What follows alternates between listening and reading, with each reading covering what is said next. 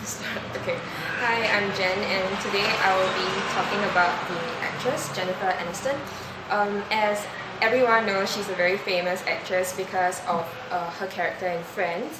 And for her professional career, she has 5 Emmy nominations and won a Lead Actress Emmy.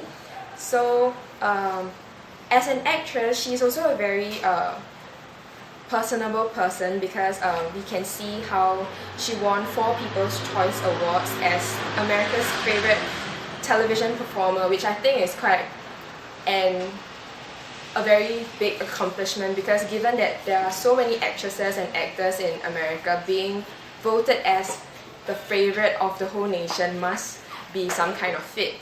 So I will move on into a brief introduction of her. So Jennifer Aniston was born in Sherman Oaks, California, and both her parents, father and mother, they are both actors and actors. So her dad is from Greece, and her mom, Nancy Dow, is American. So as a child, she lived in Greece for about 5 years till she was 5, and then she went on and moved to New York because her father had a lead role in the soap opera Love of Life. So when she was asked what's the difference living in Greece and living in America, she said that there was a very big, significant difference in the standard of living, because she said back in Greece, the family didn't have a lot of resources, and when her dad got a lead role in America, it helped her family situation a lot. So after moving to America, she was enrolled into the Rudolph Steiner School, which is a school that is very highly arts integrated. And I was quite surprised because she did mention that at the age of 11, she had her own painting being showed in the Metropolitan Museum of Art. So it kind of shows that she's a kind of artsy, crafty kind of person, even as a child. And although as a child she wasn't allowed to watch any films or television, she had a lot of exposure in the theatre, especially the New York theatre. I think this is because both her parents were in the acting industry, so as a kid she would be able to learn off from them. And moving on to her own acting career, she did mention that after her parents separated when she was 9, it became a main factor why she wanted to become an actress. She said that having an acting career is a way to heal herself as a child, so she had wanted to be an actress ever since she was a teenager. So because of that, she went to the High School of Performing Arts to pursue her acting interests. And after graduating from high school, she took classes, she continued taking acting classes with Anthony Epson, which was also her teacher back in her high school. She did say that after taking lessons with him, she was told to be careful when she was acting, because she tends to go towards the comedy of everything, which I think most of us would agree on, given her characters on screen.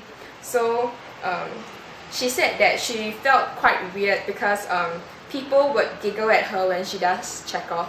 So she found that that was funny, but her teacher told her that that is not like a deterrence, because she could take it in a sense that she was a natural comedian. So it was also good for her.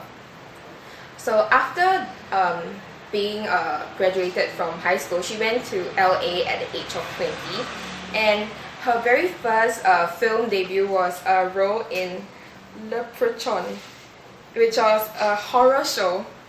I wasn't very sure what was that. I had to Google it. So apparently it was a horror movie that she hardly wanted to be reminded of, because her character inside that film was just a role that kept on screaming and screaming, and the only takeaway she had from that first debut was she never ever wanted to do another horror film anymore.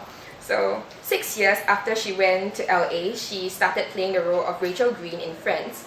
So when she was asked how did the character of Rachel build as the series went, she said that actually the writers would try to observe all the actors and actresses and start writing the characters based on what they observe as their own person.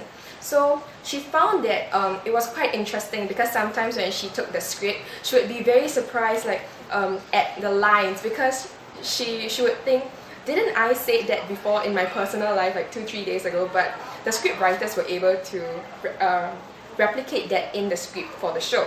So she found that was very amazing.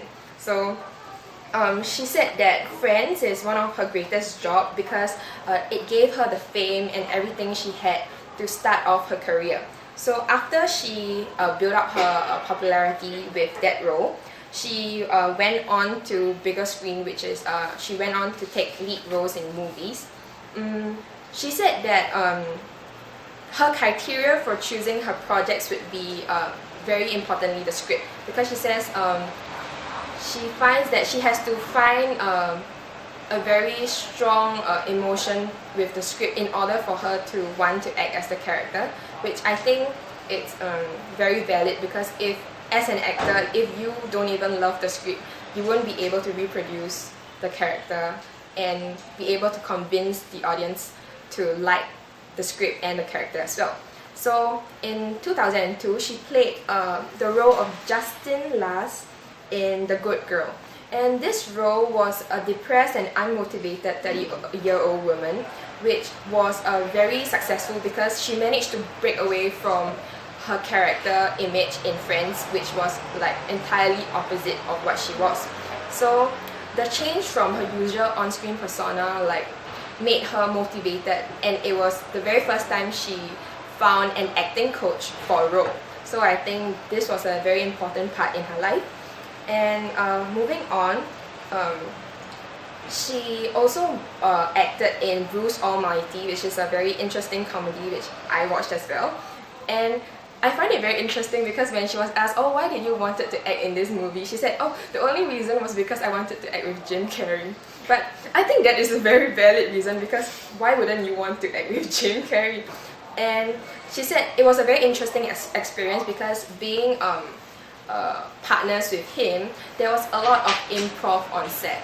So the whole experience of acting in the film was a very enjoyable one, and she was able to improve on keeping up with the tempo of her partner. So that was very amazing, because sometimes actors would tend to just simply mirror the other person instead of being on the same tempo. Yeah. So after that was her being in this movie called The Breakup. I didn't watch the show before, but I felt it was quite interesting because she said she took up this role because she felt that the issue was slightly familiar. She was slightly familiar with the issue. I think at that point she was just divorced, and she felt that it was a great way to exercise some of those emotions. So although it was a tough period of her life, she felt that it was oddly familiar to act as the character. Yeah. So moving on, because she took on a lot of different kind of characters, some people usually will ask her, how does she bring out different sorts of emotions when the character needed them? And she says that for her, emotions would come very easily, as she will tend to tap on different sets of resources that will unleash her emotions. So she did say that sometimes she would use music, or she would read a book, or she would use different methods to draw those emotions out that would fit her character. So usually when she received her new screenplay, she would start to work alone with the script and nail her dialogue. And after that, after she is familiar with all the lines, she would be able to play around more with the character on set. Lastly, I wanted to talk about what she said about the difference between comic acting and serious acting. Aniston says that comedy is not something that you have to turn on, and it's something that you naturally are, which I agree very much, because sometimes there's just no trick for trying to make something funny, because a lot of times when we see actors trying to act funny, most of the time it turns out otherwise. So I felt that it's very important for her, and it's a blessing since like comedic acting comes as a natural thing for her. Yeah. Thank you. Thank you. Thank you.